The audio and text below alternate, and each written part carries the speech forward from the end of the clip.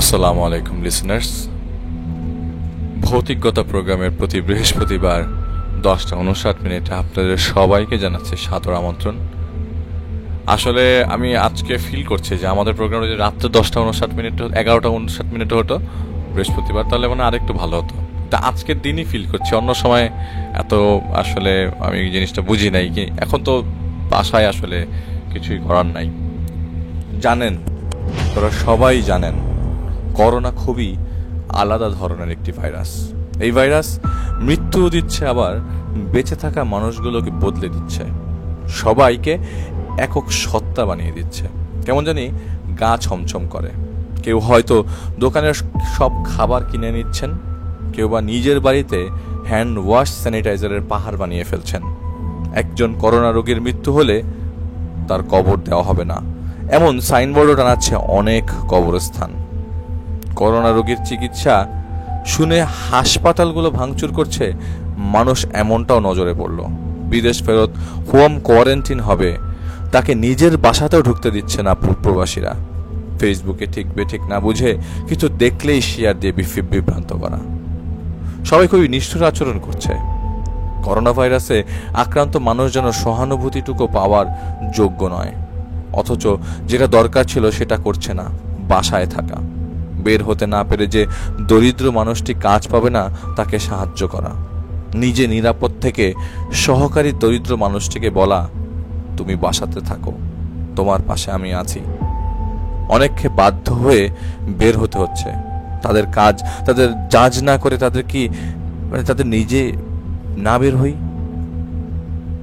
আমাকে বাসায় কাজ করার সুযোগ দিয়ে আমার সহকর্মী অফিসে কাজ করছেন। তাদের এই ত্যাগটা যেন আমরা সম্মান করি। এই পরিস্থিতি আমাকে ভীত করছে। আমি এই দুর্যোগ কেটে যাওয়ার পর একা থাকতে চাই না, সবাইকে নিয়ে থাকতে চাই। একজন মানুষকেও হারাতে চাই না। এটি আসলে আমার এত পছন্দ হয়েছে, একজনের লেখা একটা সুন্দর স্ট্যাটাস আমি খুবই পছন্দ করেছি। এই জন্য ভাবলাম এই দুর্যোগপূর্ণ অবস্থায় আপনাদের সবার সাথে জিনিসটা শেয়ার করি। আসলেই আমরা কাউকে হারাতে চাই না, আমরা আপনাদের হারাতে চাই না। এই লাস্ট কয়েকটা ওয়ার্ড নিয়ে আজকের প্রোগ্রাম শুরু করছি। ঘটনা তাড়াতাড়ি বলে ফেলতে ইচ্ছা করছে, কিন্তু চোখের দেখার সামনে দিয়ে যখন আমার নিজের ডাক্তার ভাই বোনের অসুস্থ হয়ে যাচ্ছে, সেই ক্ষেত্রে আসলে ঘটনা তখন মুখ দিয়ে আসে না। তারপরও শো, এটা তো চলতেই হচ্ছে। সেই আদলে আজকের প্রথম যে ঘটনা শেয়ার করতে চাই, আমি জানি আপনারা সবাই আগে তার ঘটনা শুনেছেন, হাসান আল তারেক ভাই। এর আগেও আমি এই ঘটনাগুলো অন এয়ারে শেয়ার করেছি। তিনি আমাকে একটা ইমেল করেছে, ইমেলের সেই ঘটনাটা পড়ছি। ইমেল করেছে কিন্তু পড়ছি না, আমি আপনাদেরকে বলছি। আসলে এই ঘটনাটা 100% সত্য এবং যার প্রমাণ রয়েছে এখনো, এটা প্রমাণ চাইলে তিনি দিতে পারবেন, এই কথা তিনি আমাকে বলেছেন। নাম প্রকাশ অনিচ্ছুক একজন মুরব্বীর কাছ থেকে তিনি এই ঘটনাটা কালেক্ট করে এবং বলেছেন যদি আমি চাইলে আমি ঘটনাটা পড়ে শোনাতে পারি। ঘটনাটা শুরুর আগে তিনি কিছু তথ্য দিতে চেয়েছিলেন।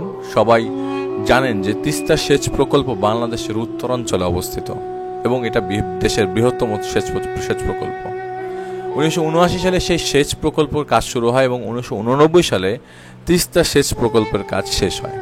এই সেচ প্রকল্পটি লালমনিরহাট, নীলফামারী, দিনাজপুর এবং রংপুর, মূলত এই 4 জেলায় খনন করা হয়। 1987 সালের ঘটনা, তখন তিস্তার সেচ কাজের খনন কাজ পুরো দমে চলছিল। তখন নীলফামারী জেলার নীরকিশোরগঞ্জ সদর উপজেলার গদা নামক একটি জায়গায় খনন চলছিল। তো গদা এলাকায় ঠিকাদারের দায়িত্বে শামসুল নামে একজন ব্যক্তি ছিলেন এবং এই ঘটনা তার ঘটনা। তো তার মোট 5 কিলোমিটার খননের দায়িত্ব ছিল এবং তার অধীনস্থ 100 জন লেবার ছিল, 2টা ড্রেজার ছিল এবং সবকিছুই ঠিকঠাক মতো চলছিল। একদিন রাতে তিনি ঘুমানোর পরে স্বপ্নে দেখেন একজন সাদা মানুষ তার কাছে এসে বলল কোনো প্রকার খনন কাজ যেন তিনি না করে, যদি খনন কাজ করার চেষ্টা করে তাহলে তার জীবন নিয়ে তিনি আর ফিরতে পারবেন না।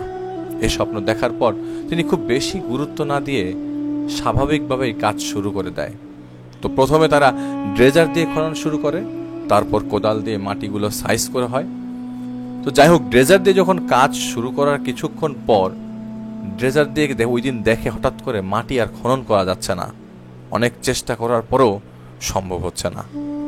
অন্য জায়গায় ড্রেজার দিয়ে মাটি কাটা যাচ্ছে, কিন্তু এক অংশে যাচ্ছে না, এবং তা কোদাল দিয়েও সম্ভব হচ্ছে না। হঠাৎ মনে পড়ল রাতের স্বপ্নের কথা।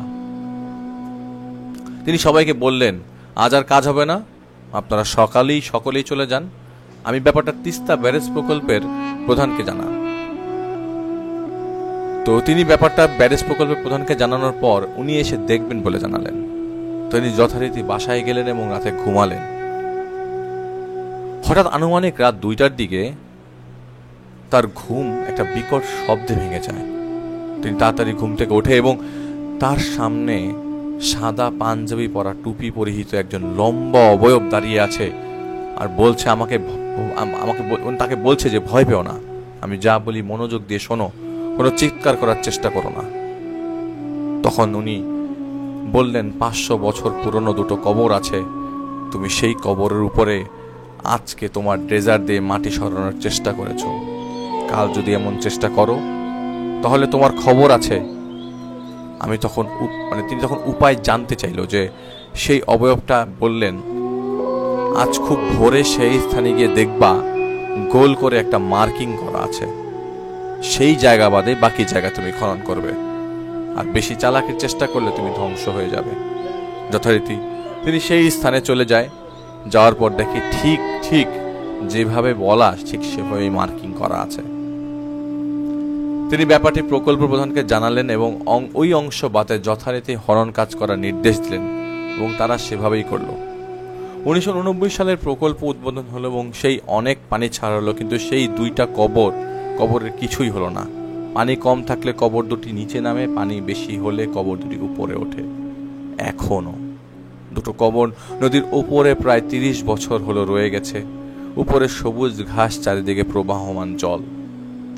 সেই কবরের সামনে অনেকেই মাজার করার চেষ্টা করেছে, কিন্তু সফল হয়নি। আর বিল্ডিং বানানোর চিন্তা করলে তো অদ্ভুত স্বপ্ন দেখতো সবাই।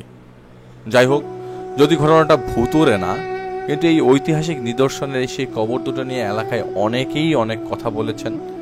তিনি বলেছেন যে যদি সিলেক্টেড হয় আমি ঘটনাটা যেন পড়ি। তো আমি জানি না, আমি কিন্তু ঘটনা দেখে পড়িনি, এটা আমি আগেই মেমোরাইজ করার চেষ্টা করেছি। তো আশা করি ঘটনাটা ছোট হলেও ভালো লেগেছে। আমি এটা আজকে এটা দিয়ে শুরু করছি। তো ইনশাল্লাহ আমি এখন সামির ভাইয়ের কাছে যাব সামির ভাইয়ের প্রথম স্টোরি শোনার জন্য। আমি আজকে বলছি না কারা কারা থাকছে। সামির ভাইয়ের ঘটনা শুনবার পর ইনশাল্লাহ আমি আমার আরেকটা স্টোরি শেয়ার করব। তো এখন চলে যাচ্ছি সামির ভাইয়ের কাছে।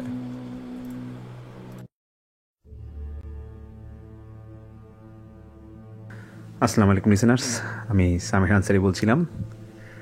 আলিফ ভাই ইনভিটেশনে বিগত কয়েক সপ্তাহের মতো আজও আবার হাজির হলাম ভৌতিকতা প্রোগ্রামে কিছু ভয়ঙ্কর ঘটনা নিয়ে। তো আজকে আমি ঘটনা শুরু হওয়ার আগে আপনাদের সবার উদ্দেশ্যে কিছু বলতে চাচ্ছিলাম।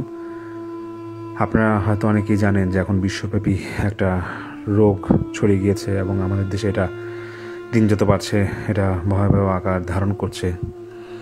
তো সবাই জানেন আমাদের কীভাবে সচেতন থাকতে হবে, এবং আমি সবাইকে এটা রিকোয়েস্ট করবো যে ভাই যেখানেই থাকেন আপনারা ঠিকভাবে থাকেন এবং সচেতনতা অবলম্বন করুন। আর তার পাশাপাশি প্রয়োজনীয় কাজ ছাড়া ঘর থেকে বের হবেন না, এবং আমাদের সরকার থেকে বা আমাদের বিভিন্ন হসপিটাল থেকে যে নির্দেশনাগুলো দেওয়া, ছোট্ট একটা রিকোয়েস্ট করব যে আমাদের এখানে আসলে অনেক দিনমজুর আছে বা অনেক খেটে খাওয়া মানুষ আছে আমাদের আশেপাশে। তো সামনের মাসে রোজা, আমরা কিন্তু দেখা যায় যে রোজায় কিন্তু অনেকে জাকাত দেই, যারা উচ্চবিত্ত বা মধ্যবিত্ত আমরা যারা আছি অনেকে জাকাত দেই। তো এই জাকাতটা কিন্তু আমরা এই সময় দিয়ে এই দিনমজুর বা খেটে খাওয়া মানুষগুলোকে হেল্প করতে পারি। তো আপনারা চেষ্টা করবেন আপনাদের পাড়া প্রতিবেশী বা আত্মীয় স্বজন যারা আছে এই কথাটা ছড়িয়ে দিতে, যাতে এই জাকাতটা যত দ্রুত সময় এই সময়ের মধ্যে দেওয়া যায় এবং মানুষকে হেল্প করা যায়। এই জিনিসটাকে যেন সবাই করতে পারি, আমরা এটা একটু দেখবেন সবাই। তো আশা করি আপনারা সবাই ভালো আছেন। তো এখন যে স্টোরিটা আমি প্রথমে শেয়ার করব সেই স্টোরিটা ফেনী শহর থেকে একটু আগে একটা এরিয়া আছে, ওই এরিয়ায় ঘটে যাওয়া একটা ঘটনা। এটা আমি এক মুরব্বির কাছ থেকে শুনি, তো সেটাই আজকে আপনাদেরকে শেয়ার করব। তো ওইখানে একটা হুজুর ছিল। হুজুর দিন চালান দিতেন এবং দিন চালানোর মাধ্যমে উনি বিভিন্ন রকমের মানুষকে সেবা দিয়ে যেতেন। দেখা যাচ্ছে কেউ অসুস্থ বা কারো পারিবারিক সমস্যা, যে কোনো সমস্যার উনি সমাধান দিয়ে যেতেন এবং ম্যাক্সিমাম কাজগুলো উনি জিনের মাধ্যমে করতেন। আর এই ঘটনাটা আমি যেটা বলছি সেটা 1985-86 সালের একটা ঘটনা। তো ওই হুজুরের ফ্যামিলি মেম্বার বলতে হুজুর ছিলেন, ওনার ওয়াইফ ছিল আর ওনার দুটা সন্তান ছিল ছোট ছোট, আর ওনার একটা হাফ বিল্ডিং একটা বাড়ি ছিল। ওইখানে উনি 2 রুমের একটা বাসা, এক রুমে উনি থাকতেন আর আরেক রুমে উনি এরকম ওনার সাথে দেখা যারা করতে আসতো, মানে ওনার যারা ওনার তাবিজ পড়া বা তাবিজ বা হোক ঝাড়ফুঁকের জন্য ওনার কাছে যারা আসতো উনি ওই রুমে ওদের ট্রিটমেন্ট করতেন। আর মূলত এটাই হুজুরের ওনার একটা ইনকামের রাস্তা ছিল। তো একবার এই হুজুরের কাছে একজন মহিলা আসেন তার বাচ্চাকে নিয়ে, ছোট বাচ্চাকে নিয়ে আসেন। বাচ্চাটার বয়স 4-5 বছর হবে। তো মহিলাটা এসে হুজুরকে বলে যে দেখেন হুজুর, আমার এই বাচ্চার একটা সমস্যা, ছোটবেলা থেকে সে কোনো কারণ ছাড়াই খুব কান্নাকাটি করে, আর ওর কান্না যখন করে ওর কান্না থামায় না। তো আমরা অনেক ডাক্তার দেখেছি, ডাক্তার বলে যে না, এটা কোনো এরকম সমস্যাই না, এটা নর্মাল বাচ্চারা কান্না করে এরকমই। তো হুজুরও সেম কথাই বলে যে দেখেন আসলে বাচ্চারা তো ছোটোবেলায় কান্নাকাটি করবেই, আমার নিজেরও বাচ্চা আছে, ও বাচ্চাগুলো অনেক কান্নাকাটি করছে, এগুলো হয়। তো মহিলা বলতেছে দেখেন কান্নাকাটি করে ঠিক আছে, বাট এর বাইরে একটা সমস্যা যে ও প্রায় রাতে উঠে নিজে নিজেই কথা বলে, এবং এটা হচ্ছে যে ও কথা বলা শিখেছে মাত্র 7-8 মাস হবে। তো ওর কথাটা বলাটাও ও অনেক দেরিতে শিখেছে, এবং সমস্যাটা হচ্ছে যে কথা বলতো যখন রাতে উঠে অনর্গল কথা বলতেছে। তো হুজুর একটু হেসে বলে যে না, এগুলো আসলে এরকম কিছুই না, বাচ্চারা উঠে এরকম ঘুম থেকে উঠে কথা বলে, তাও আপনি যদি বলতেছেন আপনার বাচ্চার এই ছোটোখাটো এরকম সমস্যা আছে, সমস্যা নাই, আমি পরা পানি দিয়ে দিচ্ছি, এতেই আশা করি ঠিক হয়ে যাবে। তো মহিলা যথারীতি পরা পানি নিয়ে চলে যায়। তো বেশ কিছুদিন পর মহিলা আবার আসে। আসার পর হুজুরকে বলে যে হুজুর, সমস্যা তো গেল না, এখন তো এটা একটু অন্যরকম দেখা যাচ্ছে। তো হুজুর বলছে কি সমস্যা হয়েছে? তো মহিলা বলছে দেখেন হুজুর, আপনি পরা পানি দিয়েছেন, আমি খাওয়াচ্ছি ঠিক আছে, কিন্তু এতে করে দেখা যাচ্ছে ওর আগের থেকে খানিকটা রাগ অনেক বেড়ে গিয়েছে, এবং ওর কিছু অন্যায় আবদার থাকে। ও রাত্রে যখন ওই ঘুমাতে যাবে তখন ওর বাবাকে বলে যে বাবা আমি বের হয়ে যাবো বাসা থেকে, আমাকে নিয়ে চলো, আমি ঘুরতে যাব। তো যদি ওর বাবা ঘুরতে নিয়ে না যায় খুব কান্নাকাটি করে। আবার দেখা যায় যে একটু দোয়া করে ফু দিলে একটু ঠান্ডা হয়। আর দেখা যায় যে ও জিদ হলেই ওই থালা বাসন সামনে যা পায় আছাড় মারা শুরু করে। তো হুজুর বলতেছে যে দেখেন আপনার এই ছোটো বাচ্চা তো এরকম হওয়ার কথা না, ঠিক আছে আপনি এক কাজ করেন, আপনার বাচ্চাটার সাথে আমি একটু কথা বলি, দেখি কথা বলতে পারি কি না, আপনি একটু পাশের রুমে বসেন। তো বাচ্চাটা একটু কান্নাকাটি করে বলে যে না, আমি মায়ের কাছে যাবো। তো হুজুর বলতেছে যে সমস্যা নেই, তোমার মা পাশের রুমে আছে, তোকে আমি চকলেট দিই, মানে হুজুরের মধ্যে বোঝায়, ওকে বসায়। তো হুজুর নাকি অনেকক্ষণ বাচ্চাটার সাথে কথা বলে এবং কিছু ঝাড়ফুঁক দেওয়ার পরে মহিলাকে আবার ডাকে পাশের রুম থেকে ডাকে, বলে যে দেখেন আপনার বাচ্চার সাথে কয়েক মিনিট কথা তো বললাম, সমস্যা খুব একটা নাই, তবে আমার মনে হচ্ছে ওকে খারাপ কিছু একটা আসর করছে। তো ওর সম্পূর্ণ নামটা, জন্ম তারিখ লিখে দিয়ে যান, আমি দেখছি ওকে নিয়ে কিছু, মানে ওর খুব বেশি আসলে সমস্যা সিরিয়াস কিছু নাকি, আমি দেখবো, আমি জানাবো আপনাকে। তো মহিলা ওই আশা নিয়ে উনি চলে যায়। তার মহিলাকে সময় দেয় যে হ্যাঁ আপনি এরকম হয়তো বা 2 দিন বা 3 দিন পর আসেন। তো 2 দিন বা 3 দিন পরে মহিলা আবার যায় ওই হুজুরের কাছে। তো হুজুর ওই মহিলাকে বলে যে দেখেন আসলে আপনার বাচ্চাকে একটা জিন আসর করেছে, তো এটা যে জিনটা আসর করেছে এটা আসলে ভালো না খুব একটা, এবং হয়তো ওকে খুব সিরিয়াসভাবে আসর করে নাই, কিন্তু একটা সময় এটা অনেক ক্ষতি হবে।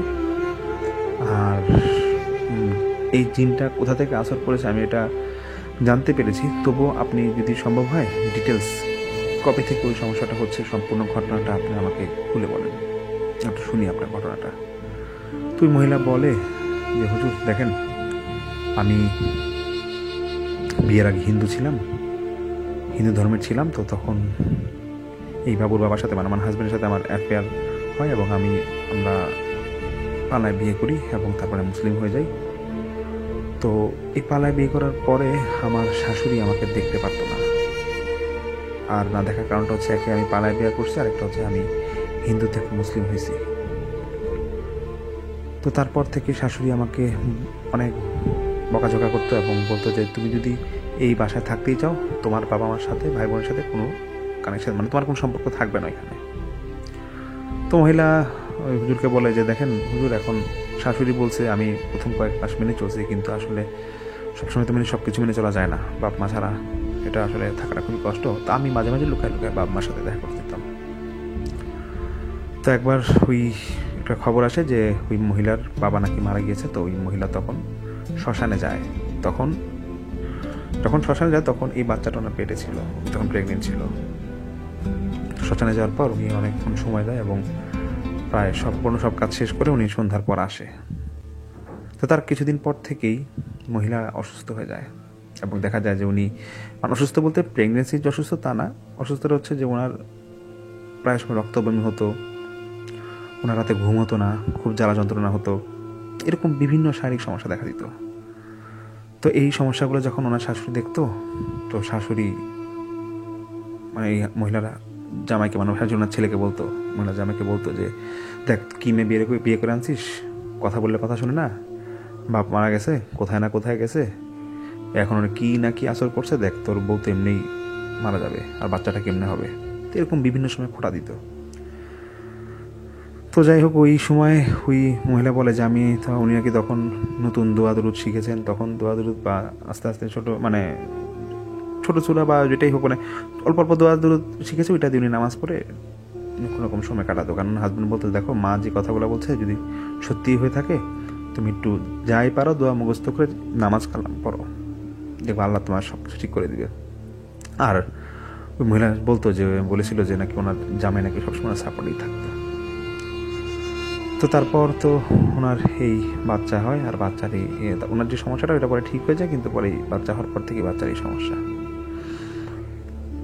তো এরপর যে হুজুরের কাছে, মানে ওই ফেনীর যে হুজুর, ওনার কাছে যে ঘটনাগুলো এই মহিলা বলেছিল, ওই হুজুর পরে বলতেছে যে আচ্ছা আমি ঘটনা বুঝে গেছি, আর কিছু বলা লাগবে না, আপনি ঘন্টাখানিক ওয়েট করেন, আমি দেখছি যে আসলে মূল সমস্যাটা কোথা থেকে আসছে।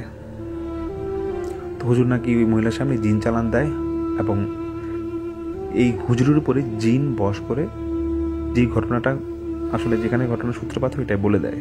মানে হুজুরের উপর নাকি জিন বশ করে এই ঘটনা সম্পূর্ণ কীভাবে কোথা থেকে শুরু হয়েছিল, ওই বাচ্চাটা কেনই বা এই অসুস্থ, সম্পূর্ণ বলে দেয়। তখন এরকম ঘটনা ছিল যে আসলে ওই মহিলা যে শ্মশানে গিয়েছিল ওনার বাবার শেষকৃত্য বা ওই যে দাহ করার সময়, ওই সময় কিন্তু আসলে কিছুই হয় নাই। ঘটনাটা ঘটিয়েছিল ওনার শাশুড়ি যে কাজটা করেছিল, যে কোনো ক্লু পাচ্ছে, মানে বউকে কীভাবে, মানে ওনার ছেলের বউকে কীভাবে দোষারোপ করে সেরকম কোনো সোর্স বা লিঙ্ক পাচ্ছিল না, জন্য সে শাশুড়ি তাবিজ করে মহিলাটার উপর, এবং এতটাই বাজেভাবে তাবিজ করে যে কবিরাজকে বলে দেয় যে এই মেয়ে এক হলে মরবে, এবং না হলে ওর যে বাচ্চা হবে, বাচ্চাও যাতে শান্তির মতো থাকতে না পারে। এবং খুব খারাপ জিন দিয়ে এটা মানে কাজটা মানে এটা হচ্ছে খারাপ জিন বা খারাপভাবে তাবিজটা করা হয়।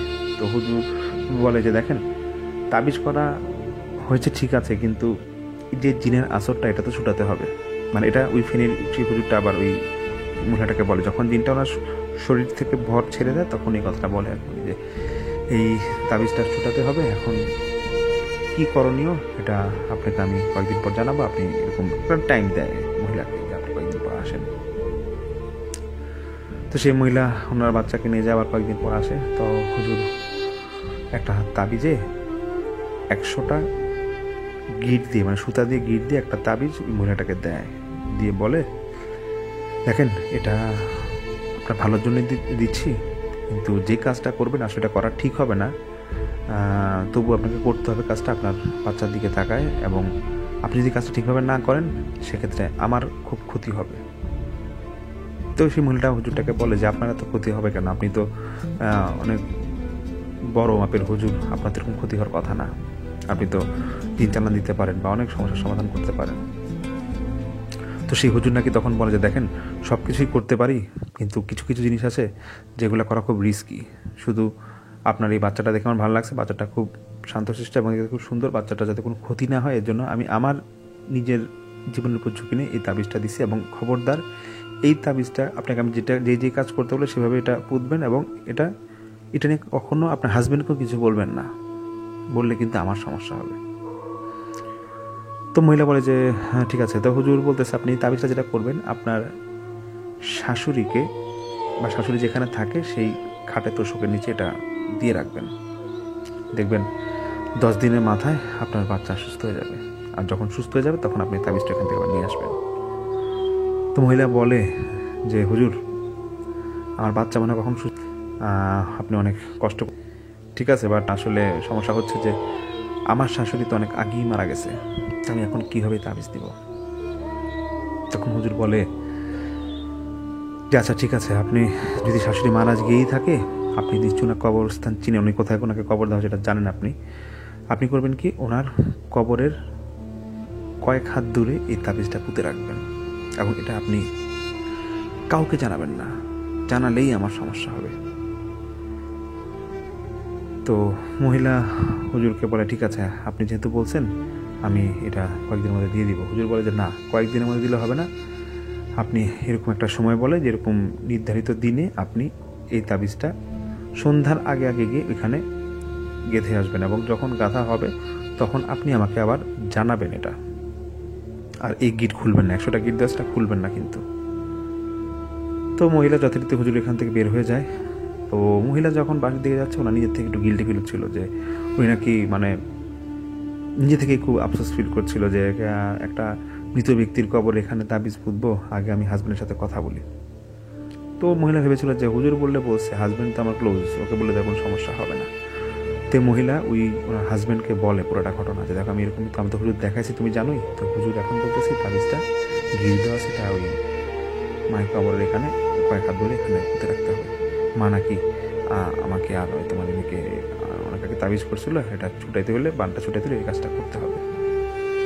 তো সে মহিলার হাজব্যান্ড বলছে দেখো সব কিছুই করো ঠিক আছে, কিন্তু আমার মনে হয় না এই কাজটা করা ঠিক হবে, কারণ সত্য হলে উনি আমার মা, আর মা তো মারা গেছে, যদি জীবিত থাকতো তাহলে হয়তো কোনোভাবে রিকোয়েস্ট করা যাইতো, বাট মৃত ব্যক্তিকে নিয়ে আসলে এই কাজটা করা ঠিক হবে না। হুজুর বলছে তাবিজ ফালায় দাও, এগুলো নিয়ে আর চিন্তা ভাবনা করো না, আমাদের মেয়ে যেরকম আছে আল্লাহ দিলে আল্লাহর উপর ছেড়ে দাও, সুস্থ হয়ে যাবে, আর নাহলে আমরা অন্য জায়গায় ভালো হুজুর দেখাবো যদি ওই সমস্যা হয়েই থাকে। তো মহিলা আর ওইরকম তাবিজ দেয় না। তো তাবিজ উনি মহিলাটা ফালায় দেয়। তো বেশ কয়েকদিন পর নাকি উনি হুজুর স্বপ্ন দেখে যে ওনাকে কেউ একজন বলছে যে তোর অনেক বড় একটা ক্ষতি হবে, এবং এই স্বপ্নটা নাকি হুজুর প্রায় দেখতো। হুজুর সেই আবার জিন চালান দেয়, এবং উনি জিনের মাধ্যমে জানতে চায় যে কী সমস্যা, বা এই স্বপ্নে এরকম কেন দেখছে।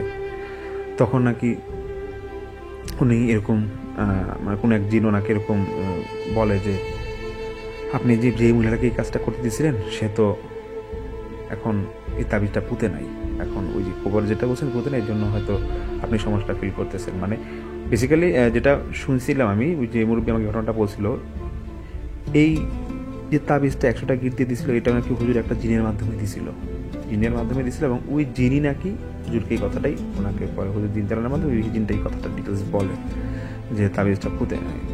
তো হুজুর জিনকে বলে যে যেভাবে পারো হে মহিলাকে তোমরা দেখো, কোথাও উনি কোথায় আছে এরকম বের করতে পারো নাকি। তো কোনোভাবে এটা সম্ভব হয় না, মহিলা নাকি ওই এরিয়ায় ছেড়ে চলে যায়, এবং হুজুর নাকি খুব টেনশনে পড়ে যায়, কারণ ওই জিন নাকি হুজুরকে এটা বলছিল যে দেখেন এটা যদি ভালোভাবে পোতা না হয়, মানে জায়গা মতো এটা মাটিতে গাঁথা না হয়, সেক্ষেত্রে কিন্তু আপনার ক্ষতি হবে, তখন কিন্তু খুব সমস্যা হয়ে যাবে, কারণ জিনের মধ্যে কিন্তু ভালো খারাপ সবই আছে। এখন খারাপ জিনকে বন্ধ করার জন্য এই তাবিজটা করা হয়েছে। এখন খারাপ জিন যদি কখনো কারো ক্ষতি করে, এটা কিন্তু কারো কিছু করার থাকে না। তো যাই হোক, হুজুর নাকি এরকম উনি যখন এই টেনশনে পড়ে যায়, ওনার নাকি যেরকম ঘুম হারাম হয়ে যাওয়ার মতো অবস্থা হয়ে গেছিল, মানে উনি মানে এই যে মানুষকে দেখা, মানে মানুষকে ঝাড়ফুঁক দিয়ে এটাও নাকি উনি পুরো ওই বন্ধ করে দিয়েছিল সম্পূর্ণ। তারপর একদিন হঠাৎ করে উনি নিজেই সিদ্ধান্ত, ওনার বউ বলে যে দেখো তোমার যেই সময়, বউকে উনি ওনার স্ত্রীকে সম্পূর্ণ ঘটনা খুলে বলে, এবং ওই হুজুরের বউ বলে যে দেখো যেই ঘটনা করছো এরকম ধরনের তাবিজ তো তোমার ঠিক হয় নাই, কিন্তু তুমি যদি এতই টেনশন করো এটা নিয়ে, তাহলে কিন্তু তুমি আর মানুষের ঝাড়ফুঁক দিতে পারবা না। তাহলে তুমি এক কাজ করে গেলে আপাতত বাদ দাও কয়েকদিন, তুমি ঠিক হও, সুস্থ হও।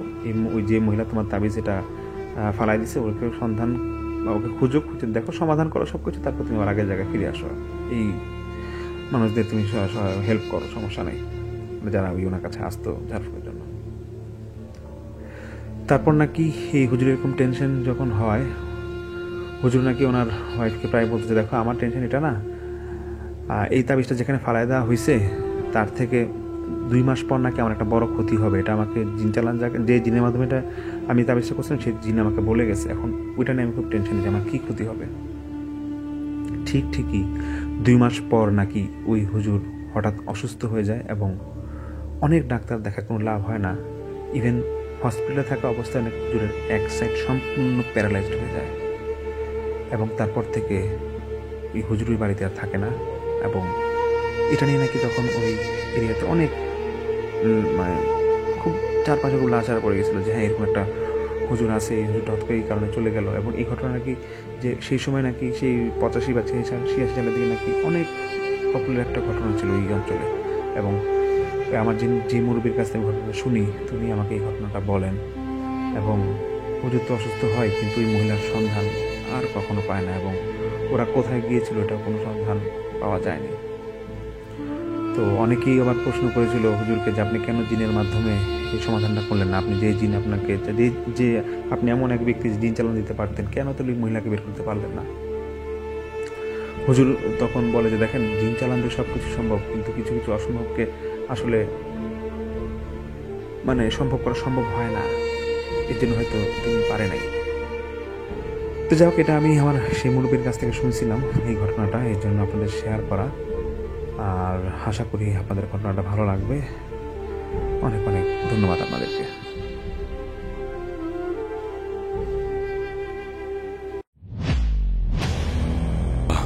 ধন্যবাদ সামির ভাইকে তার প্রথম স্টোরির জন্য। আমি যে স্টোরিটা এখন শেয়ার করব সেটা মোজাম্মেল হোসেন নামে একজন আমাকে পাঠিয়েছিলেন এবং তিনি বলেছেন তিনি একজন হোটেলের স্টাফ এবং কিছু কিছু হোটেলে তিনি কাজ করেছেন। তার মধ্যে তিনি 3টা হোটেলের ঘটনা আজকে আমাদের সাথে শেয়ার করবেন।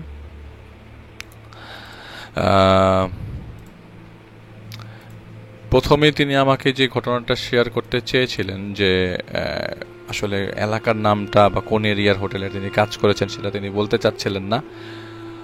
তো উনি একটা হোটেলে কর্মরত ছিলেন, সেই হোটেলটার পিছনে বাউন্ডারি ওয়ালের সাথে লাগানো একটা আম গাছ ছিল।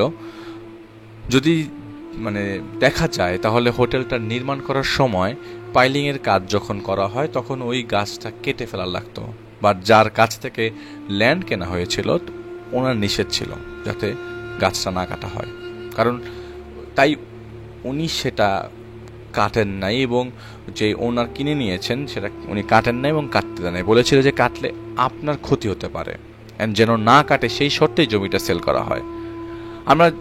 তারা জব করা অবস্থায় ওই গাছে মানে কোন গাছের থেকে কোনো ফল খাই, আম গাছ থেকে কোনো আম খেতে পারতো না, নিষেধ ছিল। নিচে পড়লেই শুধু সেটা খাওয়া যেত এবং ওখানে যে খুব বেশি আম গাছ ধরতো তাও না, আম গাছে আম ধরতো তাও না, 2-1টা আম ধরতো।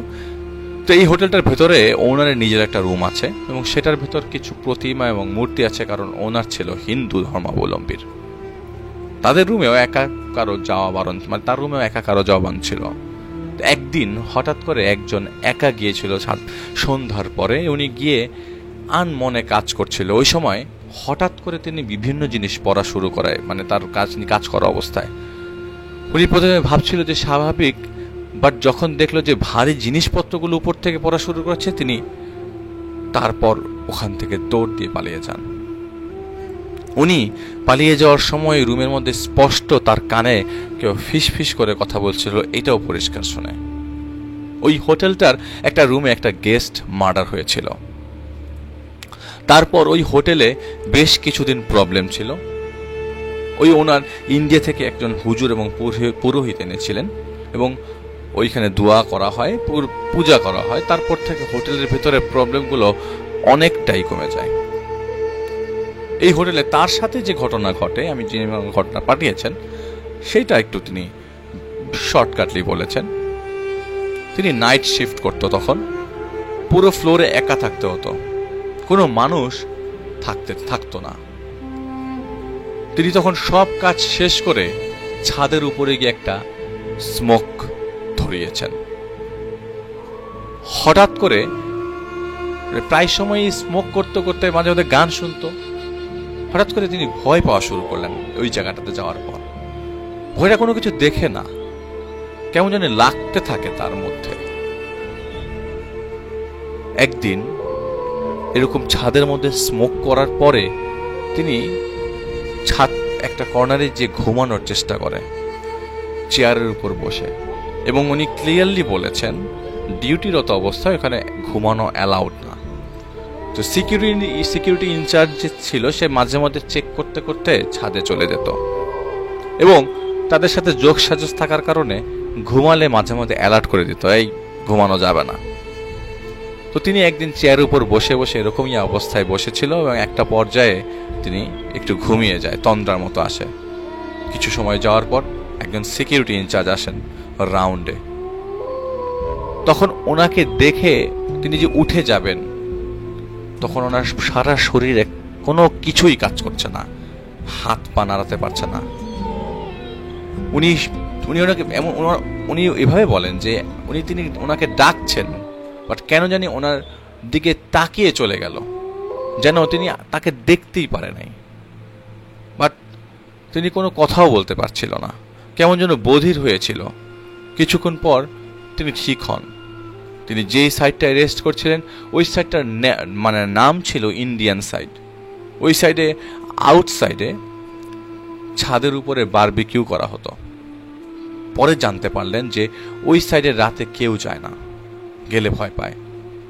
অথচ ওই সাইডে তিনি বেশি বসে থাকতো। আরেকদিনের ঘটনা, তিনি 2টা চেয়ার একসাথে করে ওই সাইডে ঘুমিয়ে পড়ে। হঠাৎ তার ঘুম ভাঙে, তার হাত পা হঠাৎ করে তিনি নাড়াতে পারে না, মুখ দিয়ে সাউন্ড করতে পারে না। মনে হতে থাকে যে কেউ তাকে জোর করে আটকে রেখেছে। তখন তিনি ভাবলেন যে আমাকে হয়তো বোবাই ধরেছে, কারণ বোবাই ধরলে অনেক সময় হাত পা মুভ করা যায় না, কথা বলা যায় না। আপনি চিন্তা করবেন যে আপনি কথা বলতে চাচ্ছিলেন কিন্তু কথা বলতে পারবেন না, কিন্তু উনি বলছেন না, এটা বোবা ধরে নাই। তোদের পাশে একটা ভাই কাজ করতে আসে। তিনি চাচ্ছিল যে উনি তাকে যেন ডাক বা কিছু ধাক্কা টাক্কা দেয়, বাট কোনো ধরনের সাউন্ড করতে পারছিল না, তিনি নড়তেই পারছিল না। তো একটা পর্যায়ে তিনি জোরে জোরে নিঃশ্বাস নিতে থাকে যাতে উনি শুনতে পারে বা মনে করে যে তার কোনো প্রবলেম হয়েছে। কেন জানি এই জিনিসটা তার কাছ থেকে আসে যে সে জোরে জোরে চিৎকার করার জন্য প্রিপারেশন নেয়, জোরে জোরে চিৎকার করছে। বাট ওই যে ভাইটা কাজ করতে আসে, তিনি এমনভাবে তার পাশ কাটিয়ে চলে যায় যেন তিনি তাকে দেখতেই পান নাই। কিছুক্ষণ পর তিনি স্বাভাবিক হয়। এরপর থেকে তিনি আর ইন্ডিয়ান সাইডে যেত না, তিনি অন্য যে সাইডে আম গাছ ছিল সেই সাইডে যেত। তো কিছুদিন যাওয়ার পর আম গাছের সাইডে গেলে নিচে তাকালে তার কাছে ওই আম গাছটা ক্লিয়ারলি স্পষ্ট দেখা যেত। তার মানে তিনি যেই ফ্লোরে কাজ করতো সেই ফ্লোরের এই আম গাছের পাশটা দিয়ে, আম গাছটা যেই পাশে ছিল সেই পাশের ওই ফ্লোরের উপরে কাজ করত। তো তার কাজ একদিন ছিল 13 তলায়। তার কেন জানি কর্নারে গেলে ভালো লাগতো, মনে হতো গাছটা কত কাছে, একটু লাফ দিলে কি হবে, কাছেই তো। ওই সাইডে গেলে তার মনে হতো যে লাফ দিলে আর কি হবে। তার আম্মু হঠাৎ করে গেস করে বসে তার কোনো সমস্যা আছে। তো তিনি আমাকে বলেছিলেন যে তার আম্মু কিভাবে গেস করতে পারে ওই ঘটনা তিনি আরেকদিন বলবে, কারণ তার আম্মুর কাছে 2টা জিন আসতো। তো তার আম্মু পরে একজন লোকের কাছে যায়, উনি অনেক সময় নেয়। পরে উনি বলেন যে তোমার ছেলে যে জায়গায় কাজ করছে তার আশেপাশে একটা জায়গা আছে যেখানে ময়লা ফেলা হয়, আর কাজ করার পাশে একটা আম গাছ আছে যেটা ভালো না। বাট উনি কোনো দিন যে জায়গায় তিনি মোজাম্মেল ভাই যে জায়গায় কাজ করেন কোনো জায়গায় জানো নাই, আসেনও নাই এবং চিন্ত না, কারণ উনি একজন মহিলা মানুষ। তো উনি ওনার জিন দ্বারা বলেন যে এই যিনি ঘটনা বলেছেন তিনি ময়লার পাশে থেকে ট্রি থেকে বাতাস মানে গাছ থেকে বাতাস লেগেছে তার শরীরে, সরাসরি ধরে নাই বাট বাতাস লেগেছে। এবং ওই আম গাছে যারা থাকতো তারা চাইতো না যে তিনি ওইখানে আর কাজ করুক, এবং ময়লার জায়গাতে তিনি যেন আর না কিছু মানে জায়গায় যেন না বসে, এবং ওই জায়গাতে যেন আর ময়লা ফেলা না হয়। তিনি ডিউটিতে ঢোকার আগে ওইখানে দাঁড়িয়ে মোবাইলে কথা বলতো। পরে উনি পরে যে লোকের কাছে যায় সে উনি একটা তাবিজ দেয়। ওই যদিও তিনি তাবিজে বিশ্বাস করতো না, কিন্তু ওই ফার্স্ট ঘটনার পর তিনি তাবিজ নেয় ভয় পাওয়ার কারণে। এর আগেও নাকি একজন এইরকম তার মতো ভয় পেয়েছিল, কিন্তু সে কি দেখেছিল কেউ জানে না, কাউকে বলে নাই। বা ভয় পাওয়ার পর উনি নেক্সট দিন থেকে আর ডিউটিতে আসেন নাই। ওনাকে অনেক রিকোয়েস্ট করে আনা হয়, শুধু বলেছিলেন যে উনি অনেক ভয় পেয়েছে এবং উনি কিছু একটা ওখানে দেখেছিলেন, এতটুকুই জানা যায়। এবং উনি নাকি ওইটা দেখার পর থেকে ওনার চোখের পাওয়ার আস্তে আস্তে কমতে শুরু করে, ডক্টরের কাছে যায় এবং অনেক দিন চোখে কম দেখতেন। কোম্পানি থেকে ওনার ট্রিটমেন্টের সব ধরনের অফার করা হয়, বাট উনি কোনোভাবেই আর জব কন্টিনিউ করেন নাই। এই সকল কারণটাই রাত বেশি হওয়ার আগেই সবাই কাজ শেষ করে ফেলতো। এটা শুধু তার সাথে ঘটা ঘটনা না, ওই হোটেলের মধ্যে যেসব লোক কর্মচারী বা কর্মকর্তাবৃন্দ থাকতো তারা সবই মোটামুটি কিছু না কিছু ফিল করেছে, কিন্তু কারো না কারো তো থাকাই লাগতো। ইভেন 14 ফ্লোরেও কনফারেন্স হলে রাতের বেলা হলে কেউ থাকতে চাইতো না। মাঝে মধ্যে সব গ্রুপের লোকজন একসাথে দুষ্টামি করে বলতো যে ওই জায়গায় থাকতে পারবে তাকে 1000, 2000 বা 3000 টাকা দেওয়া হবে। তো একদিন সাহস করে একজন বলে যে ঠিক আছে আমি যাব। পরে উনি এখানে যায়, কিন্তু সাথে সাথে ফেরত চলে আসে, বলে যে ওনার মোবাইলে নাকি কোনো ধরনের নেটওয়ার্ক নাই, অথচ সারাদিন ওইখানে নেটওয়ার্ক অ্যাভেলেবেল থাকে। 14 ফ্লোরে ওই ওনারেরও একটা রুম আছে। এইটা ছিল তার প্রথম হোটেলের ঘটনা। হোটেল অথরিটি থেকে এই সকল ঘটনা পাবলিশ করা নিষেধ, তারপরও তিনি যেহেতু বিজনেস হ্যাম্পার হতে পারে তারপরও তিনি আমাকে শেয়ার করেছেন। আমি কিন্তু বলছি না ঢাকার কোন জায়গার হোটেল এটা, এবং এটা আপনারা অনেকেই হয়তো জানেন বা নাম শুনেছেন, তবে গেছেনও। আরও একটা হোটেলে তিনি জব করতো এবং এটারও তিনি নাম বলতে চাচ্ছেন না। এইটাও ঢাকার একটি স্বনামধন্য জায়গার একটা হোটেলের ঘটনা। ওই হোটেলে তার নাইট শিফটে কর্মরত অবস্থায় একটা ঘটনা তিনি উনি আমাকে বলেছেন, একদিন একটা স্টাফ নাকি সুইমিং পুলে কেউ লাফালাফি করছে, গোসলের সাউন্ড পেয়েছিল। উনি ভয় পেয়ে সবাইকে ইনফর্ম করে। তখন কর্তব্যরত লোকজন, ডিউটি অফিসার দৌড়ে আসে এবং দেখেন যে পুলের পানি নাকি নড়ছে, এবং সেটা গভীর রাতে, রাত 3টার পর। অনেক ঢেউয়ের মতো অবস্থা, এবং সিসিটিভি ফুটেজ নাকি চেক করে দেখে কাউকে খুঁজে পাওয়া যায় না, খালি ঢেউই দেখা যাচ্ছে। মাঝে মাঝে পুলে এই প্রবলেমটাই তারা অনেকটা সময় ইউজ টু হয়ে যায়। এবং ফাঁকা ফ্লোরগুলোতেও 2 জন একসাথে কাজ করতো, না হলে একজন থাকলে নাকি ভয় পেত। ভয়গুলো যদিও খুব কমন, যেমন কেউ ডাকছে, ফিস ফিস করে কেউ কথা বলছে, কোনো কিছু পড়ে যাওয়ার শব্দ আসছে। তিনি তৃতীয় যে ঘটনাটি শেয়ার করেন সেটা কক্সবাজারের একটা হোটেলের ঘটনা। যেই হোটেলটার 13 তলায় কোনো গেস্ট রুম নাই, বাট ফার্স্টে করা হয়েছিল। ওই ফ্লোরে তার এক ফ্রেন্ড কাজ করত। ও নিজে ফিল করেছিল ওকে কেউ ধাক্কা মারে, কোথা থেকে জোরে জোরে বাতাস চলে আসে। একদিন কাজ করার সময় ও একা ছিল এবং ইজি ডোর ছিল। ওই ডোরের হালকা প্রেসারে খুলে যাইতো, বাট হঠাৎ ওই দিন জোরে বাতাস আসে এবং এই দরজাটা আর ওপেন করতে পারছিল না। কেমন যেন ফিল হতে থাকে, হঠাৎ অনেক ঠান্ডা ফিল করতে থাকে তিনি। পরে একজন চলে আসে, তারপর আর কিছু হয় নাই। ওই রকম নানা প্রবলেম, এবং ওই কারণে হোটেলের 13তম ফ্লোরে গেস্ট রুম অফ করে দেওয়া হয়, এবং এখনো ওই 13 ফ্লোরে কোনো ধরনের গেস্ট রুম হিসেবে কাউকে জায়গা দেওয়া হয় না। তাদের হোটেলগুলো বেশিরভাগ স্টোর রুম নিচে বা গ্রাউন্ড ফ্লোরে হয়, কারণ এতে করে মালামাল লোড এবং আনলোড করতে সুবিধা হয়। শুধুমাত্র এই প্রবলেমের কারণে 13তলা ফ্লোরটা স্টোর রুম হিসাবে ইউজ করা হতো। ঘটনাগুলো অনেক দিন আগের, এখন পরবর্তীতে কিছু করা হয়েছে কিনা সেটার আর খোঁজ রাখা হয় নাই। ঢাকাতে আরেকটা হোটেলে জব করত তিনি, এবং সঙ্গত কারণে তিনি সেই হোটেলের নাম বলেন নাই আমাকে। ওই হোটেলেও কিছু প্রবলেম ছিল, যেমন রাতে লিফট অটোমেটিক আপ ডাউন করতো, আর ব্যানকোয়েট হলটা ছিল ঠিক 9ম ফ্লোরে। লেট নাইট পার্টি হলে নেক্সট দিন ডিউটি থাকলে রাতে তারা থাকতে চাইলে থাকতে পারতো, বাট কেউ থাকতে চাইতো না। একজন সাহস করেছিল, বাট রাতে সে দেখে কে যেন তার চাদর ধরে টানছে, মানে ঘুমানোর পর বারবার চাদর ঠিক করে, বাট পায়ের নিচ দিক দিয়ে কে যেন টান দিয়ে চাদরটা সরিয়ে দেয়। পরে উনি ভয় পায় আর থাকতে পারে নাই। কথিত যে ওইখানে জিন থাকতে পারে, রাতে কেউ থাকলে প্রবলেম করে।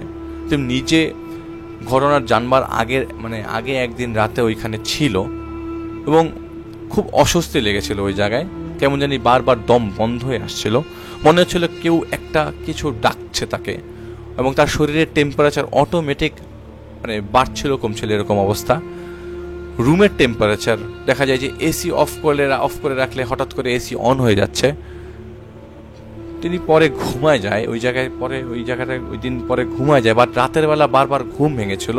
পরে খোঁজ নিয়ে জানতে পারে যে ওইখানে থাকলে নাকি অনেক সময় প্রবলেম হয়। তো কয়েকটা হোটেলের ঘটনা তিনি আমাকে শেয়ার করেছেন, বলেছেন যদি আমি চাইতে সেটা পরে যেন আমি শোনাই। তো আমি তার ঘটনাটা পড়েছি, এই জন্য শোনালাম।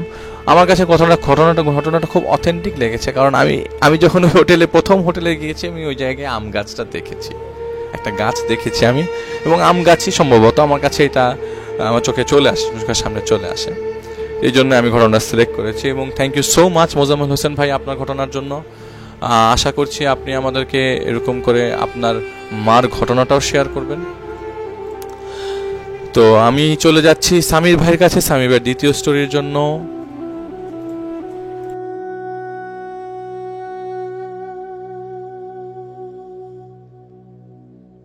আসসালামু আলাইকুম লিসেনার্স, সামির বলছিলাম। আজকের এপিসোড এটা আমার শেষ ঘটনা। তো এই ঘটনাটা ঘটেছিল নেত্রকোনার কোনো এক গ্রামের এক মাদ্রাসাটা বেশ নাম করা ছিল। তো কয়েক বছর আগে আমি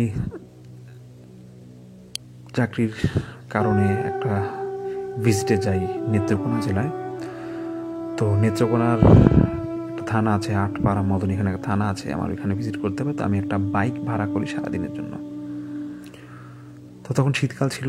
তো যিনি আমার বাইকের ড্রাইভার ছিলেন, উনি ছিলেন মুসা ভাই। ওনার বাইকটাই আমি সারাদিনের জন্য ভাড়া করি। তো আমি দিনের 12টার সময় আমরা বের হওয়ার পর সারাদিন ঘোরাঘুরির পরে মাগরিবের ঠিক আগে দিয়ে যখন আমরা ব্যাক করবো, মানে নেত্রকোনা সদরের দিকে আসবো, তো তখন তেলিগাতি নামে একটা জায়গা আছে, অনেকে হয়তো এখানে চিনেন, যারা নেত্রকোনা আছেন তেলিগাতি জায়গাটার নাম শুনেছেন। তো ওখানে একটা বড় মাদ্রাসা আছে। তো আমি মুসা ভাইকে বললাম যে ভাই, সামনে যদি কোনো মসজিদ পান তাহলে একটু দাঁড়াবেন, মাগরিবের নামাজটা পড়ে নিব। তো মুসা ভাই খুব ধার্মিক ছিল, উনি বলছে যে হ্যাঁ ভাই, মাগরিবের নামাজটা আমার পড়তে হবে। তো সামনে একটা বড় মাদ্রাসা আছে, ওখানে মসজিদে আমি আর আপনি নামাজ পড়বো, আর ওই মাদ্রাসা আমার ছেলেও পড়ে, ওর সাথে আমি দেখা করে আসবো। তো যথারীতি আমরা মাগরিবের নামাজ পড়ি, এবং মাদ্রাসাটা আমার খুব ভালো লাগে। বিশাল বড় দোতলা একটা মাদ্রাসা, সামনে বড় মাঠে একটা কর্নারে ওজুর খুব সুন্দর ব্যবস্থা, আর ওয়াশরুম আছে এখানে। যাই হোক, আমি নামাজ কালাম পরে আমরা আবার নেত্রকোনা শহরের উদ্দেশ্যে রওনা দিব। মুসা ভাই ওনার ছেলের সাথে আমার পরিচয় করায় দেয়। তো আমরা বাইকে উঠে রওনা দিই নেত্রকোনার দিকে, সদরের দিকে। তো মুসা ভাইকে এমনি আমি বলছি যে ভাই, ওনারা কিছু মনে করবেন না, আপনার ছেলে কতদিন হলো মাদ্রাসায় পড়ে? তো মুসা ভাই বলছে যে আমার ছেলে তো প্রায় 3-4 বছর হলো মাদ্রাসায় পড়ে, আর দোয়া করবেন যাতে আমি ভালোভাবে আমার ছেলেটাকে সুশিক্ষিত করতে পারি। আমি বলি যে না ভাই, আপনার তালচলনা খুব ভালো লাগলো, ছেলেটাকে মাদ্রাসায় দিয়েছেন, তো কিছু মনে করো না মুসা ভাই। আচ্ছা, অনেক সময় মাদ্রাসা নিয়ে শুনি যে অনেকে বলে জিনরা নাকি মাদ্রাসায় পড়ালেখা করে, এটা কি আসলে সত্য না মিথ্যা, একটু জানাবেন? আর আপনি যদি ধার্মিক এলাকায় স্থানীয়, আপনি তো বলতে পারবেন। তো মুসা ভাই আমাকে বলে যে ভাই, বাইক চালাচ্ছি তো এখন কিছু বলবো না, সামনে কোনো বাজারে থামি, আমার বাইকেও তেল ভরবো, 2 ভাই মিলে চা খাবো, তখন এটা নিয়ে গল্প করব। তো যথারীতি আমরা 10-15 মিনিট পর একটা জায়গায় একটা বাজারে থামি। তো মুসা ভাই আর আমি হাইওয়ের পাশেই একটা টং দোকানে চা খাচ্ছিলাম। তো আমি মুসা ভাই আমাকে বলে যে প্রায় 10-15 বছর আগে ওনার ভাতিজা এই মাদ্রাসাটায় পড়তো, এবং ওনার ভাতিজা যখন এখানে পড়তো তখন একটা ঘটনা নাকি এখানে ঘটেছিল, এবং এই ঘটনাটা অনেকের মুখে মানে তখন নাকি খুব মানে অনেকের মুখেই তখন নাকি ঘটনাটা খুব প্রচলিত ছিল যে এই মাদ্রাসায় খারাপ কিছু আছে বা এরকম সামথিং কিছু। তো এখন এজন্য কিন্তু মানে ওনার ভাতিজাকেও নাকি মুস্তাফার ভাই নাকি নিয়ে আসে যে না এই মাদ্রাসায় পড়াবে না। তারপরে যদি আর পরে কোনো সমস্যা হয় না, পরে এই মাদ্রাসাটা খুব নাম করে এবং খুব পপুলার হয়ে যায়। তো ঘটনা ছিল এরকম যে ওই মাদ্রাসায় একতলায় এবং দোতলায় মিলায় প্রায় 150 মতো স্টুডেন্ট নাকি পড়তো। আর এই মাদ্রাসা যিনি পরিচালনা করতেন একটা বড় হুজুর ছিলেন, এবং এই হুজুর উনি মাদ্রাসা পরিচালনার পাশাপাশি উনি অনেক ঝাড়ফুঁক দিতেন এবং অনেক মানুষের অনেক উপকার করতেন, এবং অনেকেই নাকি ওনার অনেক উপকার পেয়েছিল এবং ওনাকে এই জন্য খুব শ্রদ্ধা করত।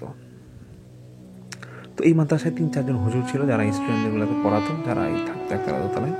তো একটা হুজুর ছিল সেখানে মাসখানিক হয় উনি এসেছিল। তো ওনার দায়িত্বটা ছিল যে উনি দোতলায় একটা কর্নার রুমে থাকবে, আর সামনে যে বিশাল বড় রুমটা আছে এখানে 30-40 জন স্টুডেন্ট আছে, ওইখানে স্টুডেন্টদের দেখাশোনা করবে, অনেকটা গাইডের মতো। আর বড় হুজুর একটা নির্দেশ ছিল যে ওই দোতলার সে হুজুরটাকে বলে দিয়েছিল যে তুমি রাত্রে 10টার মধ্যে আমার স্টুডেন্ট যা আছে দোতলায় তাদের সবাইকে ভিতরে ঢুকাই দিবা এবং লাইট বন্ধ করে ঘুমাই যেতে বলবা, এবং ফজরের পর যাতে ওরা মানে ফজরের সময় যেন তারা উঠে নামাজ পড়তে চলে যায়।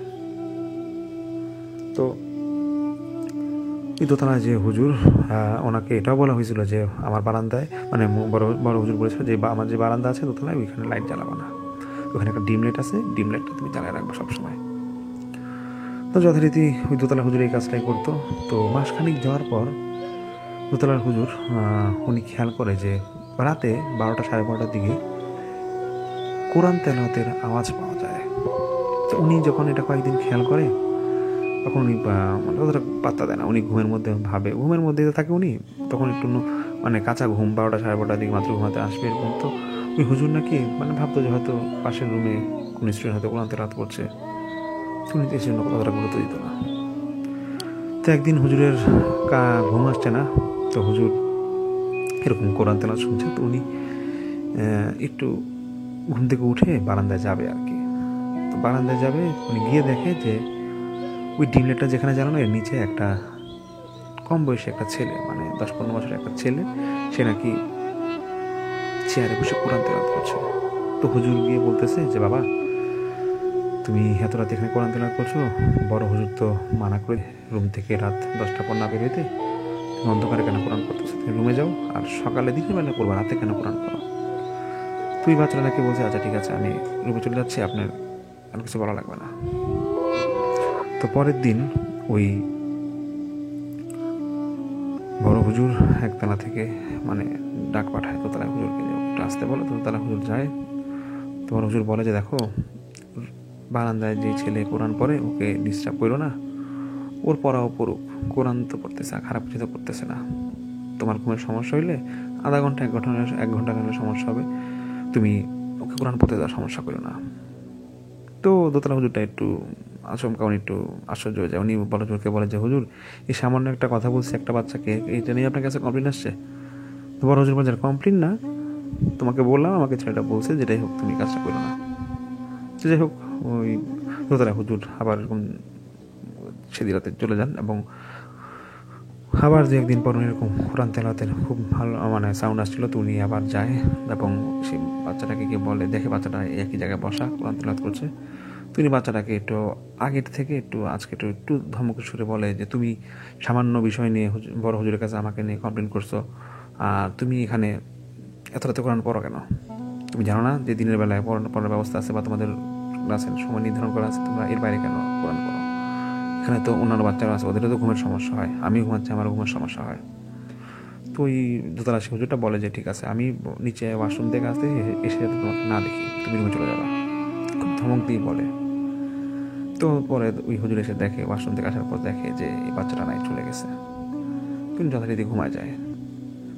আবার পরের দিন বড় হুজুর ওনাকে ডেকে বলে যে দেখো তুমি কিন্তু আবার একটা খারাপ কাজ করছো, বাচ্চাটার সাথে ধমক দিয়ে কথা বলছো। তখন দোতলা সে হুজুরটা একটু উনি রেগে যায় বড় হুজুরের প্রতি, বলতেছে যে হুজুর দেখে, বড় হুজুরকে বলে, হুজুর দেখেন, আমি তো এখানে শিক্ষক হিসাবে আছি, আমি তো বাচ্চাদেরকে ধমক দিতেই পারি, আমি যেটা করছি ভালোর জন্যই করছি, তারপর আপনি আমার ওই বাচ্চা নালিশ করলো দেখে আমার কাছে এরকম আমাকে এরকম জেরা করতেছেন, এটা তো ঠিক না। আমি তো বাচ্চারা যাতে ঠিকভাবে ঘুমাতে পারে এই জন্য বলছি, বা আপনি বলছেন 10টার পর সব বাচ্চারা যাতে ঘুমায় যায়, এই জন্য আমি ওদেরকে ভিতরে চলে যেতে বলছিলাম বাচ্চাটাকে। তো এভাবে করলে তো হুজুর কাজ করা যাবে না, যে একটা সামান্য বাচ্চার কথায় আপনি আমার বিচার করতে আসতেছে, আমাকে মানে আপনি সাজাচ্ছেন, বা আপনি আমাকে আমার বিচার করতে যাচ্ছেন। তো বড় হুজুর বলতেছে, দেখো যেটা করছে তোমার ভালোর জন্য বলছি, তুমি যাও, দোতলায় যাও, আর এটা ওই বাচ্চা কোরআন তিলাওয়াত করবে, তোমার এটা টেনশন করা লাগবে না। তারপর কয়েকদিন পর আবার সে কোরআন তেলাওয়াত। তারপর ওই হুজুরটা উঠে এবং বাচ্চাটাকে বলে, তুমি কোরআনটা রেখে আমার সাথে আসো, দেখা করো। সেই রাতেই বলতেছে। তো বাচ্চাটা রুমের মধ্যে কোরআন রেখে আসে, হুজুরের সাথে দোতলায় সে হুজুরের সাথে দেখা করতে আসে ওই দোতলাতেই। তখন বাচ্চাটাকে খুব বকাবকি করে এবং ঝাড়ি মারে এবং বলে যে, তোকে বড় হুজুর বলে দিছে যে রাতের বেলা তুই এখানে কোরআন পড়বি না, এবং তুই যদি এরপর থেকে কোরআন পড়স তাহলে তোকে মারতে বলছে, তোকে শাসন করতে বলছে। তো এই বাচ্চাটাও নাকি কিছু একটা মনে বলছে, এটার এগেনিস্টে ওই দোতলা হুজুরটা নাকি তখন এই বাচ্চাটাকে একটা কথা লোকে একটা থাপ্পড় লাগায় দেয় এবং বাচ্চাটা নাকি কাঁদতে কাঁদতে রুমে চলে যায়। পরের দিন আবার বড় হুজুর বলে যে, দেখো, মানে ওই হুজুরকে বলে, দেখো তুমি কিন্তু কাজটা খুব খারাপ করছো, গতকাল রাতে বাচ্চাটাকে মারছো। তো সেই দোতলা হুজুরটা কথায় কথায় বড় হুজুরকে বলে ফেলে যে, হুজুর দেখেন, আপনি যদি এরকম সামান্য বিষয় না আমাকে তো মানে যেটা করতে থাকেন, তাহলে আমি এখানে চাকরি করবো না, আমি চলে যাবো, সমস্যার মাস শেষে আমি এখানে চলে যাবো, আপনি হুজুর দেখেন। তখন বড় হুজুর এই দোতলা হুজুরটাকে বোঝায়, বলে যে, দেখো, আজকে পুরো ঘটনাটা আমি তোমাকে খুলে বলি। আসলে তুমি তো নতুন আসছো, জানো না, আমাদের এই মাদ্রাসায় কয়েকজন জিনের বাচ্চা পড়ে, এবং একতলাতেও 2-3জন জিনের বাচ্চা রাত্রেবেলা পড়ে। হয়তো তুমি এই সাউন্ডটা পাও না, কিন্তু দোতলায় একটা জিনের বাচ্চা পড়ে, এবং সবসময় তুমি জিনের বাচ্চাটাকে গিয়ে মানে শাসন করতেছো বা যে ঝাড়ি দিচ্ছ, এটাই কাজটা করতেছো, এটা কিন্তু তুমি ঠিক করতেছো না, এবং যে জিনের সন্তান এটা, সে তোমার উপর খুব নাকশ, এবং যে কোনো সময় তোমার কোনো ক্ষতি করতে পারে। তুমি যেটা করবা, তুমি কখনোই রাতে বের হইলে এই কয়েকদিন একা বের হবা না। রাতে বের হতে মানে ওই যে রাতে ওয়াশরুমে যাওয়া লাগে, একা বের হবা না, এটা বলে। তো কয়েকদিন এটা বলার পর ধরা হুজুরটা কিছুটা একটু আচমকা কেমন জানি একটু ভয়ে ফিল করে। তো উনি আবার অন্য যে হুজুরগুলোকে আছে ওনাদেরকে বলে যে, দেখেন, বড় হুজুর আমাকে কথা বলছে। তো অন্য হুজুরগুলো সিনিয়র ছিল, ওরা নাকি বলে যে, হ্যাঁ, হুজুর তো ঠিকই বলছে, তো আপনি যেটা করেন, সমস্যা হলে দোতলায় থাকলে আমাদের মধ্যে কাউকে একজন নিয়ে যান, আমরা গিয়ে আপনার সাথে থাকবো। তো তারপর দোতলায় দুজন হুজুর থাকা শুরু করে। তো একদিন ওই আগে যে হুজুরটা ছিল, মানে যে হুজুরটাকে যে হুজুরটার উপর জিন খেপা ছিল, সেই হুজুরটা একদিন এই কয়েকদিন পরে নাকি রাতে বাথরুমে যাবে। তো একতলায় সেই 11টা 11:30 দিকে এরকম মাঠের পাশ দিয়ে সে ওয়াশরুমে যাবে। তো ওয়াশরুমে যাওয়ার পর ওই তাহাজ্জুদের নামাজ পড়ে উজু করে, পাশে উজুর ব্যবস্থা ছিল, উজু করে বের হবে। তো মাঠের কাছে আসতেই নাকি পিছন থেকে ওনাকে কিছু একটা জোরে কিছু একটা মানে ধাক্কা দেওয়া হয়, এবং উনি এমনভাবে পড়ে যায় যে ওনার থুতনিতে ব্যথা করে ওনার দাঁত একটা পড়ে যায়, এবং উনি খুব চিৎকার করে এবং ভয়ে চিৎকার করে, এবং উনি নাকি এই চিৎকারে নাকি আরও যে আশেপাশে স্টুডেন্ট ছিল 2-1জন ওই একতলা, ওরা নাকি এসে ওনাকে উদ্ধার করে এবং বড় হুজুরের রুমে নিয়ে যায়। তখন বড় হুজুর বলে যে, তোমাকে বারবার বলছিলাম তুমি একা বের হবা না, তুমি কোন সাহসে একা বের হয়েছ? তো এটা শোনার পরে দোতলা যে আগে যে হুজুরটা উনি খুব একটু রেগে যায়, এবং উনি বলে যে, সামান্য এক জিনের কারণে এই হুজুর আমাকে এরকম কথা বলতেছে, আর আমার এখানে দাঁতে বা থতায় এরকম ব্যথা পেলাম। ঠিক আছে, ওই জিনের বাচ্চা দোতলা কীভাবে পড়ে আমি দেখবো। তারপর থেকে ওই হুজুরটা করতে গিয়ে প্রতিদিন ওই ডিম লাইটের জায়গায় একটা বাল্ব লাগায় দেয়, যাতে আলোর মধ্যে কেউ পড়তে আসতে না পারে, কারণ আপনারা অনেকে জানেন যে আলোর মধ্যে হয়তো জিন আসে না। তারপরে আবার বড় হুজুর ওনাকে একদিন পর ডাকে এবং ওই হুজুরকে বলে যে, দেখো,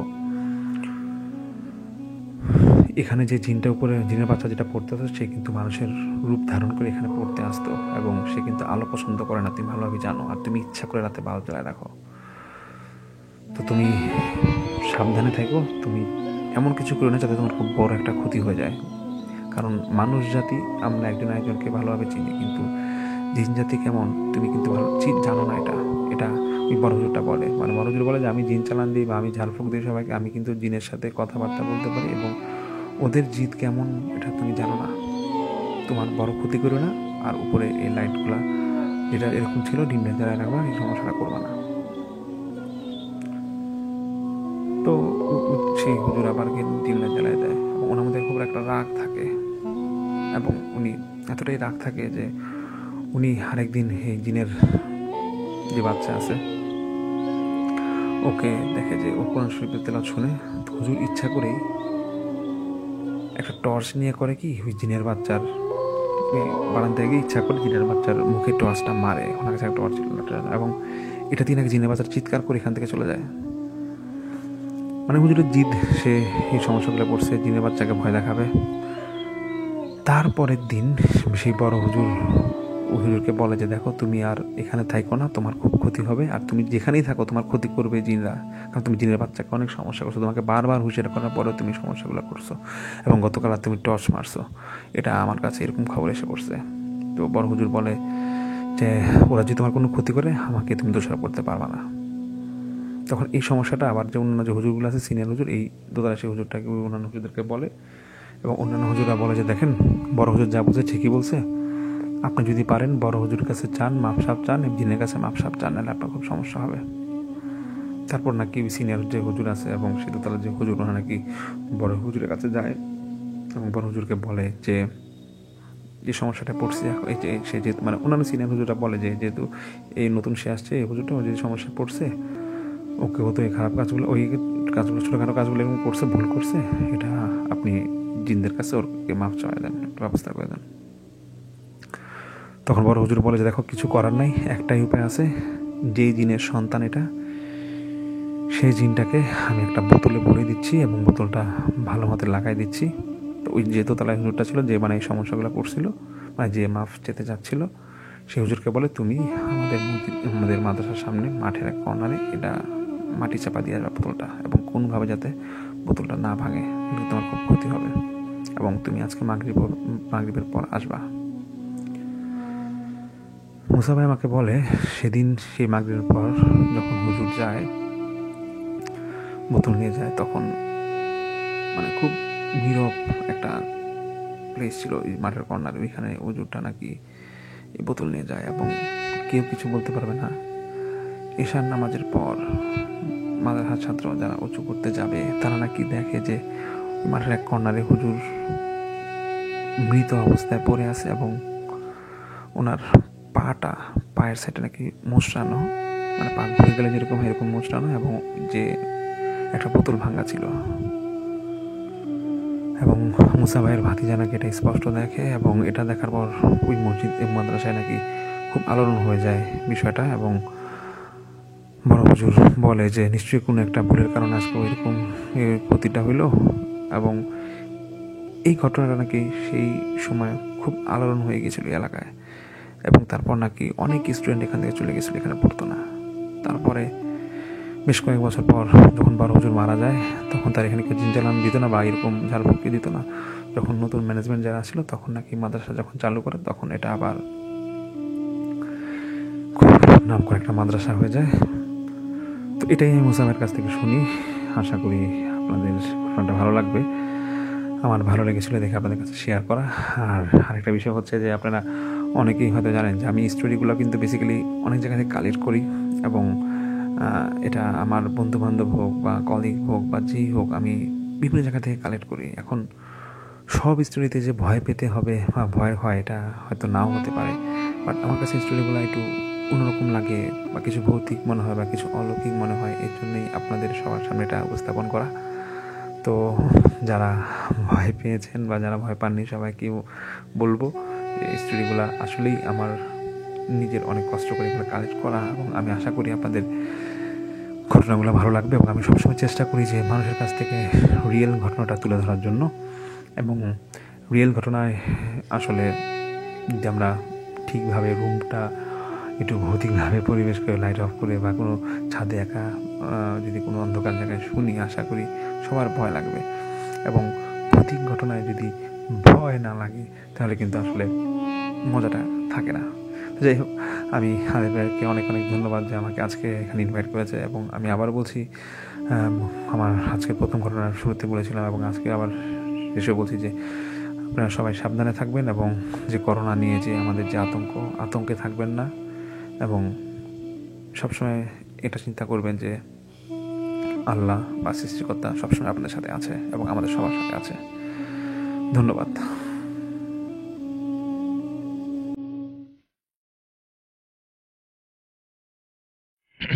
welcome back. Thank you Samir ভাই আপনার দ্বিতীয় ঘটনার জন্য। এবং আমাকে যে ঘটনাটা এখন আমি শেয়ার করব সেটা একটা হৃদয় বিদারক ঘটনা, এবং আমি এই ঘটনা পড়ার সময় আমার খুব খারাপ লেগেছিল, আমি নিজে খুব কষ্ট পেয়েছি দেখে ঘটনাটা সিলেক্ট করলাম। সেকেন্ড অফ অল আপনাদের সবাইকে বলতে চাই যে আপনারা কিন্তু আমাদেরকে অনেক ঘটনা পাঠাবেন। আপনাদের ঘটনা বেশি বেশি পেলে, ভয়ের ভয়ের ঘটনা থাকলে আমাদের প্রোগ্রাম আরও বেশি ম্যাচিওর্ড হবে। এবং সবচেয়ে ইম্পর্টেন্ট কথা হচ্ছে আমরা কিন্তু প্রতিদিনই চেষ্টা করছি আমাদের নতুন নতুন এক্সপিরিয়েন্সগুলোকে একটু ডিফারেন্টভাবে উপস্থাপন করবার জন্য আপনাদের সবার সামনে।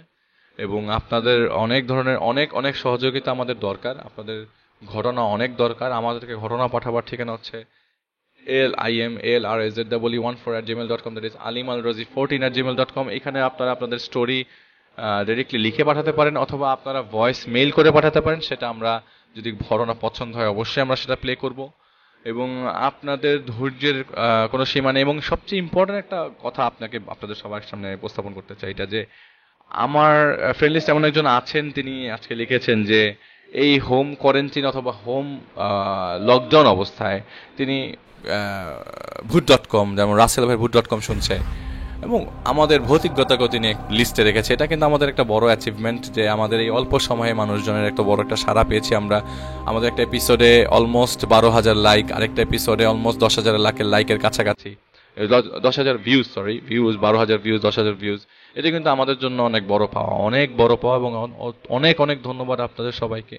এবং আপনারা বেশি বেশি শেয়ার করবেন আমাদের লিঙ্কগুলো। এবং এটাই হচ্ছে আপনাদের কাছ থেকে প্রত্যাশা। অনেকে মেসেজ পাঠাচ্ছেন, এটার জন্য অনেক অনেক ধন্যবাদ। অনেকে অপেক্ষা করেন, এটার জন্য অনেক ধন্যবাদ।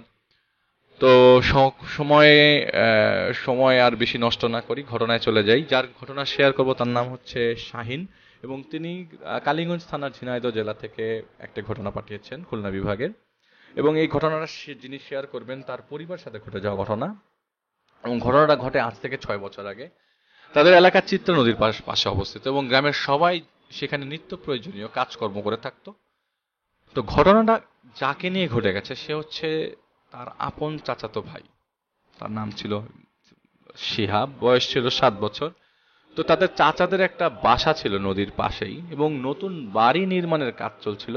তো পুরাতন বাসা থেকে একটু দূরে চাচা চাচি সবাই নতুন বাসার কাজে ব্যস্ত ছিল। তার 7 বছরের ভাইটা এক সময় তার চাচিকে বলে তার খিদে পেয়েছে।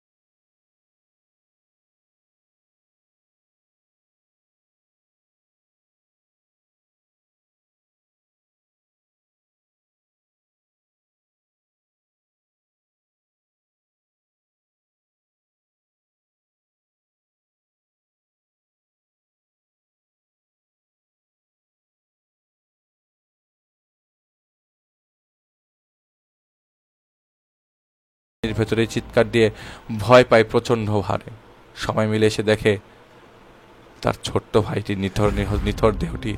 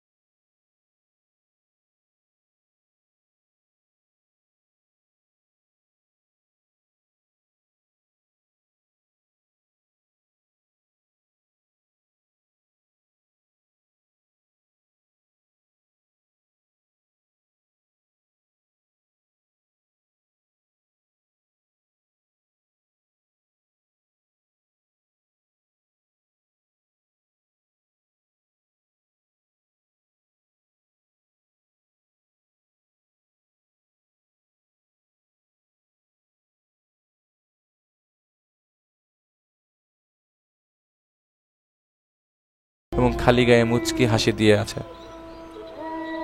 তখন আমার চাচা জায়গা চায়, মানে ওই জায়গাটাকে থেকে ত্যাগ করে এবং তার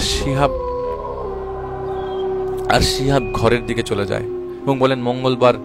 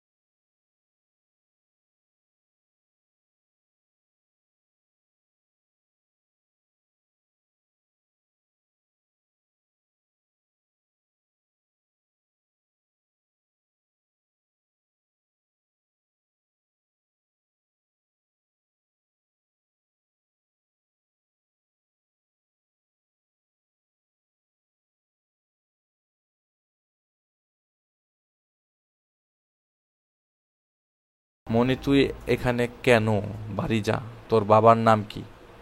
তখন শিহাব তার হাত চেপে ধরে দাদি বলেন,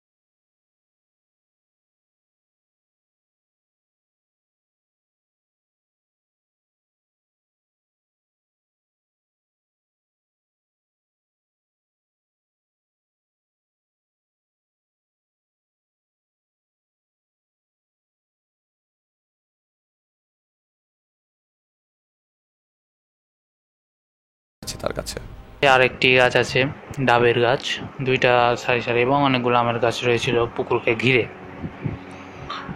যে গাছের ওপর সাদা জামা পরে একটা মেয়ে বসে আছে নানাকে ধরে। আসসালামু আলাইকুম।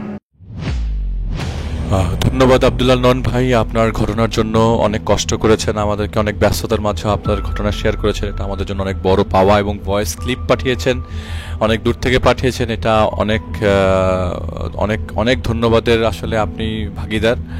সামির ভাইকে অনেক ধন্যবাদ আমাদের এপিসোডে আজকে থাকবার জন্য, এবং আপনাদের সবাইকে ধন্যবাদ যারা এতক্ষণ ধৈর্য সহকারে আমাদের এই ঘটনাগুলো শুনলেন। আপনাদের ফিডব্যাক সবসময় আমাদের কাছে অত্যন্ত অ্যাপ্রিসিয়েটেড। আপনারা আমাদের ঘটনার কোনো ধরনের ফ্লস পেলে আমাদেরকে বলবেন, আমরা চেষ্টা করছি প্রতিদিন নতুন নতুন এক্সপিরিয়েন্স আপনাদেরকে দেবার জন্য। আমাদেরকে ইমেল পাঠাবার ঠিকানা হচ্ছে ALIMALRAZ1 দ্যাট ইজ alimalrazi14@gmail.com। কেউ যদি ভয়েস মেসেজ করে পাঠাতে চান সেটাও সম্ভব, যদি কেউ লিখে পাঠাতে চান সেটাও সম্ভব। আপনাদের সাপোর্ট আমরা সবসময় এক্সপেক্ট করি, এবং আমরা জানি আপনারা অনেক সাপোর্ট দিচ্ছেন। এখন পর্যন্ত আপনাদের সাপোর্ট ছাড়া আমরা এত দূর আসতে পারতাম না, আমাদের 9ম এপিসোড কমপ্লিট করতে পারতাম না। তো ইনশাল্লাহ নেক্সট বৃহস্পতিবারে আবারও কিছু ভয়ঙ্কর স্টোরি নিয়ে আমরা আপনাদের সামনে হাজির হব। ততদিন পর্যন্ত হয়তোবা আমি আমার নিজের পুরানো কিছু স্টোরিজগুলো আপলোড দিব। আপনারা সবসময় সাথে থাকবেন এই প্রত্যাশা। আজ 26শে মার্চ, গতকাল 25শে মার্চ। আপনারা জানেন 25শে মার্চ কি, এবং 25শে মার্চে সেই ভয়াল রাতের কথা অনেক জায়গায় উল্লেখ করা আছে। যেহেতু আমরা দেখি নাই, আমরা জানি না, কিন্তু ওই ভয়াল রাতটাই কিন্তু আমাদের জীবনের অনেক বড় একটি কাল হয়ে দাঁড়িয়েছিল 1 বছরের জন্য। প্রায় 1 বছর, অলমোস্ট 9 মান্থস। এবং এই রক্তক্ষয়ী যুদ্ধের পর আমাদের দেশে আসে আমাদের পতাকার অরিজিনাল কালার আমরা হাতে পাই। তো আমরা সবসময় রেসপেক্ট করব আমাদের দেশের প্রতিটা জিনিসের প্রতি। আমরা সচেতন থাকবো এখনের এই কন্ডিশনের প্রতি। সবাই ভালো থাকবেন, সবাই সুস্থ থাকবেন, আমাদের জন্য সবাই দোয়া করবেন। আবারও বলছি, আপনাদেরকে আমরা হারাতে চাই না। আপনারা সুস্থ থাকবেন, অপরকে সুস্থ রাখার জন্য হেল্প করবেন। ভালো থাকবেন। আসসালামু আলাইকুম।